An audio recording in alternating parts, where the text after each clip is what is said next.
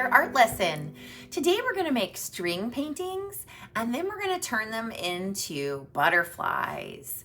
Your string paintings are going to take an hour or two to dry, so this is kind of a two-part lesson. Let's go ahead and get started. This is a good time of the year to make butterflies because we're going to start seeing them soon. All those little caterpillars are going to be making their nests in trees and they're going to be turning into moths and butterflies.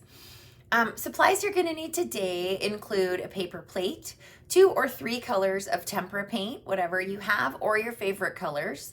You may need a paintbrush to help drag your string through the paint. You need something to wipe your hands with. And then you're going to need a piece of string about 10 inches to a foot long. You need 2 pieces of string. And then you're going to need a couple pieces of paper, white paper or colors, in about 9 by 12 inches. So on the same paper plate, you're going to have 2 different paint colors. You're going to drag your string through both of those paint colors. It's okay if you don't have paint on every inch of your string. If you don't want to get your fingers dirty, you can hold your string down with a brush and kind of drag your string through the paint while you're pushing down with the brush. Then on one side of your paper, this is the part where you might need to wipe your hands if you don't use a brush. Then on one side of your paper, you're gonna put all the string with the paint on it.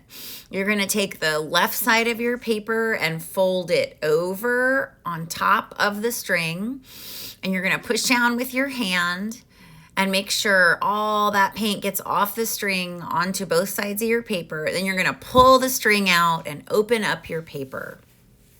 You wanna keep your hand on your paper while you're pulling the string out. Now for this one, I'm going to go ahead and crease my paper first. I line up my corners and my edges before I make my crease. And I'm gonna put a coat of or a layer of paint or some color down first. So I'm gonna use blue in this case. I'm just gonna put a little bit of blue paint on my paper. You don't have to fill in every spot, or you could do like blue polka dots on your paper.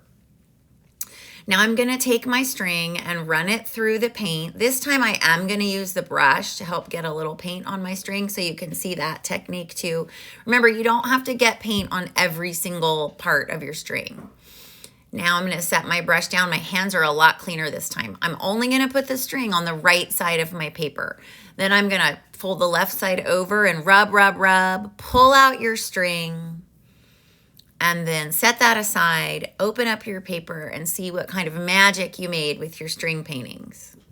Now you're gonna wanna set your string paintings aside to dry for probably an hour or 2. Once your 2 string prints have dried, you're gonna refold your paper and make butterfly wings or draw butterfly wings on the folded paper on the back side. This looks to me like a letter B. You're gonna cut that out. Notice I'm cutting with my right hand because I write with my right hand also. If you write with your left hand, this will be opposite for you. I'm moving the paper with my left hand and holding my scissors still in my right hand, but they're opening and closing. And there is my butterfly. So let me show you that again. You're gonna fold your paper back in half. You're gonna draw a butterfly shape on the outside. Now, if you want your top wings to be smaller and your bottom wings to be bigger, then you'll draw that. Now I'm gonna give this butterfly really fancy wings and I'm gonna give him 2 antennae. So I'm gonna draw that. You only have to draw 1/2 of the butterfly because you're gonna cut it out and open it up, and that's gonna be your second half, the part that you open up. So I'm gonna cut him out, cutting out along my black crayon lines or your pencil lines, whatever you use. And your butterfly can be shaped however you want it to be shaped. There are so many butterflies and so many moth shapes. All you really need are at least 2 parts, like a top set of wings and a bottom set of wings. Again, I'm moving the paper in my left hand and my scissors are opening and closing. And there's my second butterfly. Butterflies have something that we called symmetry, and it is when two parts of a whole are exactly the same. So if you folded it in half, each side would be exactly the same. So you just made symmetrical butterflies once you get your butterflies cut out. Hearts are also symmetrical. I hope you enjoy making your symmetrical string painting butterflies. I will see you next class, boys and girls.